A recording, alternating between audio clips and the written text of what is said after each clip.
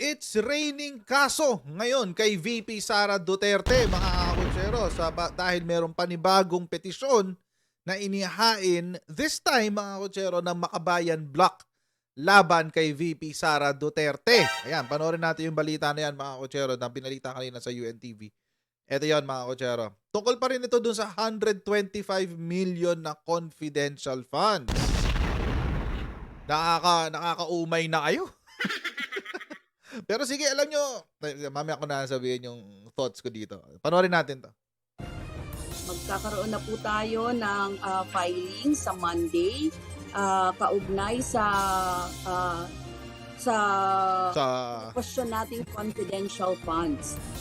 Sa Lunes, Okay. hain ang petisyon ng Makabayan Block sa Korte Suprema upang questionin ang 2022 confidential funds ni Vice President Sara Duterte. Naninindigan ng Makabayan Block lawmakers, iligal ang pagkakalipat ng pondo mula sa tanggapan ni Pangulong Ferdinand Bongbong Marcos Jr. patungo sa Office of the Vice President. Nais nila itong maideklarang labag sa konstitusyon at maibalik ang pondo sa National Treasury. Yun lang ba talaga? Dito ay una, i-declare itong unconstitutional, itong pagbibigay at pagtanggap, paggasta nitong 125 million na confidential funds. Ilang petisyon na ang inihain sa Korte Suprema Tatlo. kaugnay ng secret Pangatlo to. funds ni VP Duterte.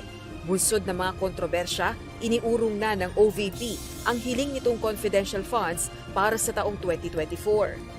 Pinagkokomento naman ng Korte Suprema si Vice President Duterte at iba pang respondent kaugnay ng mga petisyong inihain na laban sa alokasyon Ano to? at release ng confidential funds. Rosa Licoz, UNTV Uy, News and Rest. UNTV, ano tong nasa likuran nyo? Bakit kayo nasa ano? Ano to? Shucks, anong tawag dito? Bantayog ng mga bayani ba to? Yun yata yung tawag dito, yung sa ano? Yung sa UP? Yung puro terorista, pangalan ng mga CPP, NP, NDF. Ito yata yun eh. Grabe, pangat ang background nyo. Puro terorista. Anyway. Balikan. Alam nyo, Diyos ko. So disappointed. Anyway. Eto, balikan natin yung balita. Ang balita, mga kotsero, ang Makabayan Block, no? Si ACT Teachers Party List, Gabriela, Kabataan Party List, magpa-file na raw ng kaso laban kay VP Sara Duterte sa Korte Suprema. Tungkol pa rin ito dun sa 125 million na confidential funds na kanyang ginamit noong 2022. Ngayon, mga kotsero, babalikan uli natin. This is the third already. Pangatlo na po ito. Pero bago natin ipagpatuloy ang ating pinag-uusapan dito sa video na ito, may tanong muna ako sa inyong lahat. Sa mga nasa US, UK, Canada, Italy, France, Spain, Ireland, and Belgium, gusto nyo bang makauwi sa Pilipinas ng may libreng patiket galing kay Sendwave? Ito lang gagawin nyo, mga kutsero. Ito lang, pakita ko sa inyo. Pwede kayong manalo ng isa sa 3 free round trip tickets sa pamamagitan ng Sendwave Pasko. Ayan, mga kutsero, matindi-tindi to. Win a free round trip flight home kung ikaw ay magpapadala ng higit $200 sa inyo pong Sendwave account hanggang December 31, 2023. Ayan, so kapag nagpadala kayo ng higit $200, so may entry na agad kayo sa up to 5 entries sa mga kotsero ang pwede nyo makakuha dyan sa round trip flight home na yan. Pero paano ba kayo makapagpadala sa Pilipinas sa pamamagitan ng Sendwave? Ang gagawin nyo lang muna, mga kotsero, i-download ang Sendwave app, gumawa kayo ng account, lagay nyo ba ang account details mo dyan, at pwede na kayo magpadala sa GCash, cash pickup through pawn shops at sa iba't ibang mga bangko sa Pilipinas. At kapag ginamit nyo pa ang aking promo code, The Coach Jared, makakuha kayo ng $20 free credit. Ayan, mga kotsero, kaya gamitin na si Sendwave for all of your remittance needs at para makakuha kayo ng libreng patiket pauwi ng Pilipinas. Basahin natin yung unang dalawa. Ito yung unang dalawa. Ito na muna yung kay Carpio. Ayan. Ito na muna. Yung kala Barry Gutierrez. Ayan. Petitioners ask Supreme Court to declare 125 million transfer for OVP's confidential funds unconstitutional. Yung pong balita ng CNN noong mga panahon na to, no, November 7. Wait. Wow, Lakas maka-build up nung article ni ni CNN Lakas ng build up, guys. A group of lawyers, constitutional experts, and economists. Wow. A group of lawyers, constitutional experts, and economists filed a petition before the Supreme Court to declare the transfer of the 125 million confidential funds to the Office of the Vice President in 2022 as unconstitutional. Yan. So, ang mga kasama dito, yan nga, si Barry Gutierrez, Christian Monsod, Augusto Lagman, si Shelo Magno, yung pinalayas ng DOF dahil hindi siya team player. Kasama sila sa 11 petitioners. Okay. Tapos sa side naman nila, kanina yung sa side ng yung sa side ng yung sa side ng mga Makabayan Block, malabo walang sistema. Parang kinopya lang nila dito sa naunang dalawa. Ito yung question, ito yung sa kanila. The question of appropriation is important because these funds are the people's money. And therefore, it is proper that the appropriation and use of the people's money be properly accounted for. Oh, medyo malabo din ito. Mga motherhood statements. Tapos, sumagot din dito ang OVP. Sabi ng OVP, malugod po namin tinatanggap ang pagkakataong talakayin ang legalidad ng paglilipat ng pondo. Umaasa kami na ang dunong ng Korte Suprema ay magiging daan upang tuluyang matapos ang usapin na ito. So, ayan yung sa una. Ito yung pinakauna. Okay, so ayan yun. Pangalawa, sila Carpio. Oh, patindi ng patindi. Yung una, mga abogado lang, tsaka isa sa mga participants ng paggawa ng 1987 Constitution. Oh, ito naman, kasama na yung dating Senior Associate Justice. Na kahit wala namang ganung posisyon. Associate Justice lang naman silang lahat. Pero siya yung pinakamatagal kasi. Associate Justice, never the chief. Si Carpio. Other lawyers asked Supreme Court to declare rules on confidential funds unconstitutional. Iba naman to. Ang tutok naman nito ay yung what do you call this? Memorandum, di pala siya memorandum circular. Basta yung circular ng 2015. Okay, so COA Circular 2015.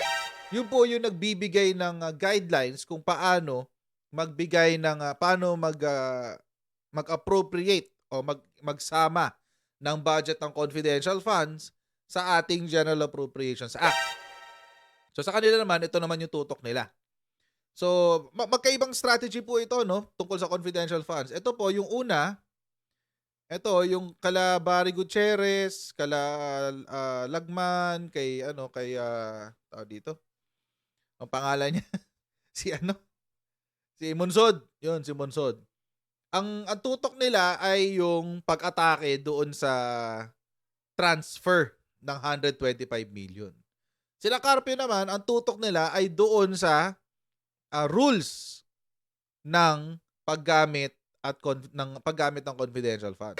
So, medyo two-pronged ito, Medyo two-pronged siya. So, ito yung sinabi.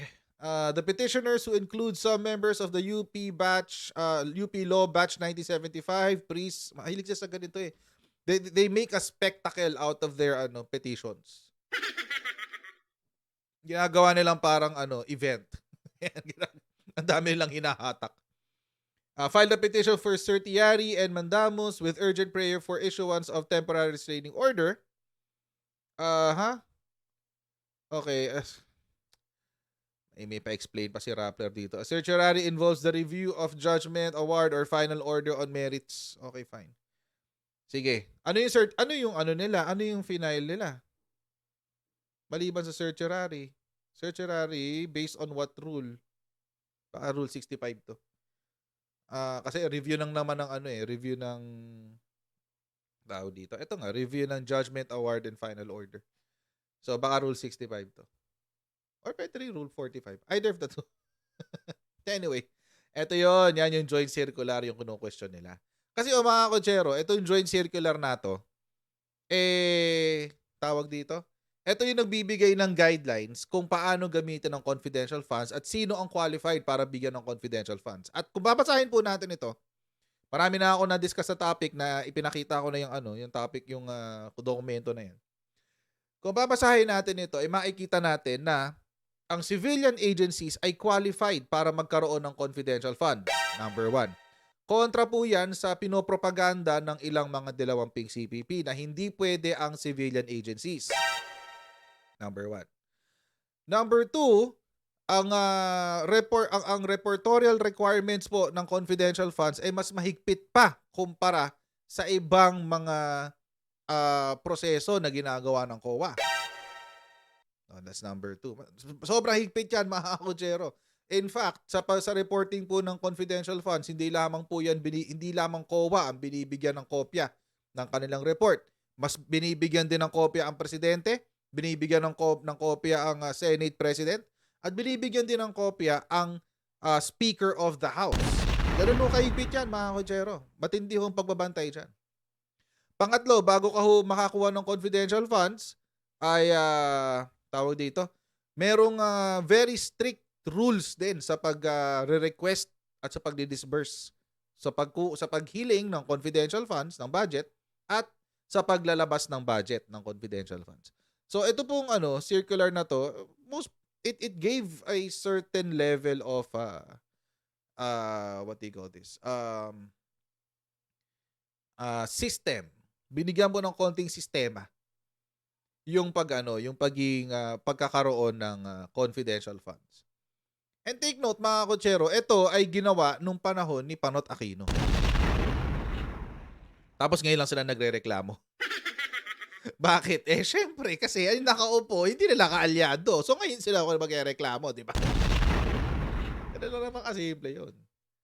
So ito na nga yung pangatlo. So yung una, final ni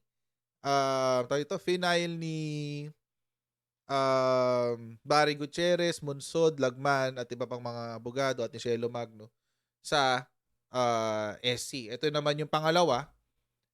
Ito na yung pangatlo. Ito na yung kay Makabayan Black. Ayan. So kay Gabriela, saan na ba sila? Yung magkakasama. Ayan. Yan. Ito yung pangatlo. Yung sa Makabayan Black. Ngayon, mga kakotsero, hanggat inuulit-ulit nila to, ulit-ulitin ko rin yung opinion ko dito. Ulit-ulitin ko rin. Para syempre, para hindi natin nakakalimutan lahat.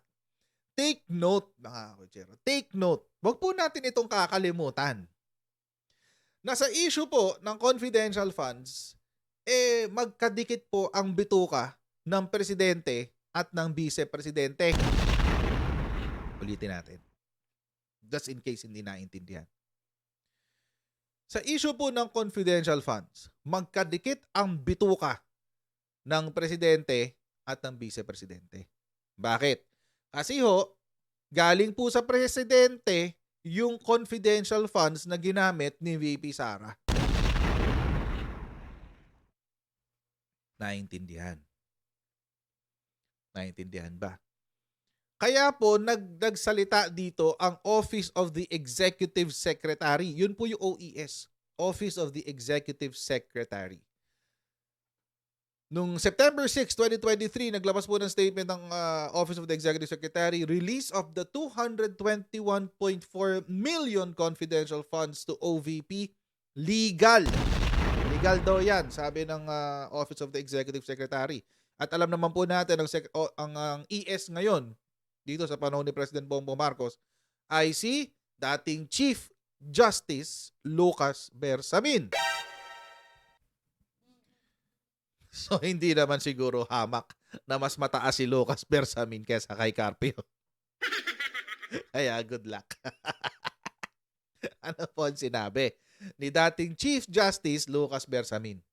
The release of confidential funds worth 221.424 million to the Office of the Vice President in 2022 was based on Special Provision Number 1 of last year's contingent funds.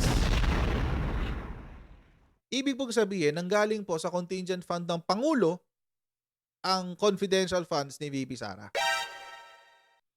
The Office of the Executive Secretary in a statement said disbursement of the said fund was done pursuant to Special Provision Number 1 under Fiscal Year 2022.